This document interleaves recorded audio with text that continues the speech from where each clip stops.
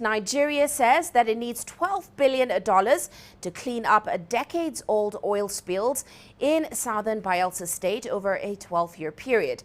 Now, the Bayelsa State Oil and Environmental Commission says in a report that it started an investigation in 2019 on the impact of spills and looked at evidence from forensic scientists, blood samples from people affected areas, as well as company data. Now, that investigation discovered, amongst other findings, that toxic pollutants from spills and gas flaring were many times higher than the safe limits in samples of soil, water, air, and in the blood of local residents. Now, Bayelsa is one of the major oil-producing states in the Niger Delta region, which is a region that has been blighted by pollution, conflict, and corruption related to the oil and gas sector. That report singles out Shell and Eni for being responsible for most of the pollution.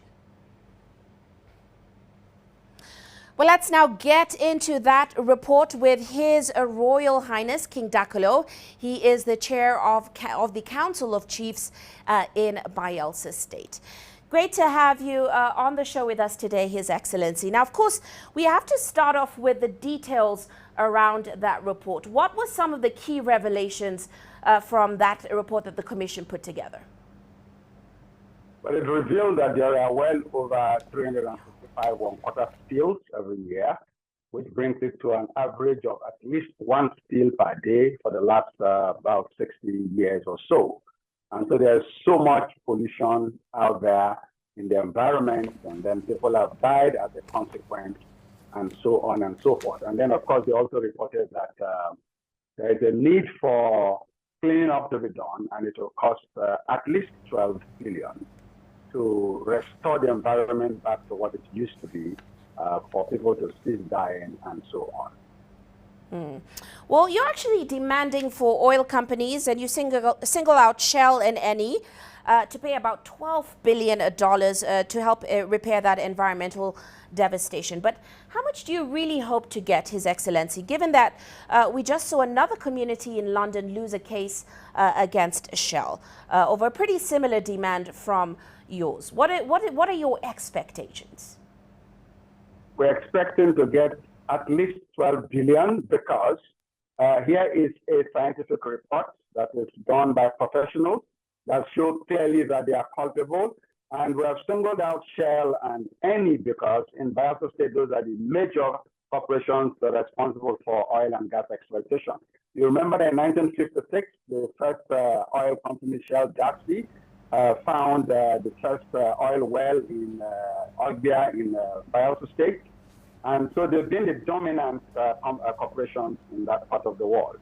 So with the scientific evidence, with everything to show in this report, we think that any court anywhere, whether on Earth or in Pluto, will rule against these companies and will compel them to ensure that they restore the environment back to what it is. The life expectancy average in Nigeria is 54, but in Bayelsa State it is 40. So you can imagine the level, how extreme the conditions have been since oil exploitation started in Nigeria. And I don't think anyone can argue with the fact that this move is quite necessary, because the reality is about 1/5 of Nigeria's oil output comes from Bayelsa State. So give us a sense of how much the oil sector, or rather how much the state has benefited from the oil sector. Well, very minimal, if you ask me, because in total, from the inception to date, about $3 trillion worth of oil has been extracted, and we hardly see anything. The development in Bayelsa State is minimal. The whole money goes to the center, and then, of course, divided into subunits into almost every state. And almost every state has left what they used to do, be it manufacturing, be it agriculture, be it any other form of business, and everyone zeroes in on oil exploitation in this crude manner. So as a matter of fact, the benefit is minimal. The Bayelsa State is still largely rural, and with our livelihood completely destroyed, no more proper farming, no more proper fishing, because everywhere is polluted. You can imagine the agony of the people, the suffering of the people. Now, I do have to ask this because we're seeing quite a number of oil majors sort of selling their onshore and their shallow water licenses now, especially to local companies. Are the local communities benefiting from this? Are we seeing locals now moving into the sector and purchasing some of these licenses? What is going on is actually a deceit. That's what they call a subterfuge. It is a deceit just to run away from their responsibility. They've extracted so much oil and the world seems to want to move away from the oil sector. So they are selling toxic assets to unsuspecting local investors, local businessmen, who, when they buy all the wahala, and that is what they are trying to do. The communities have gotten little or nothing from them. The local contractors, for instance, a particular company bought some public assets from Shell recently, and in 2021 they had a blowout.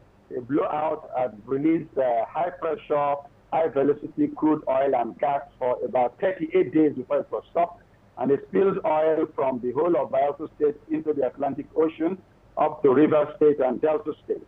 That is the type of experience we're going to have, because well over 1,000 wells are down there, abandoned wells with rusty pipes and rusty equipment, which will keep erupting as time goes on.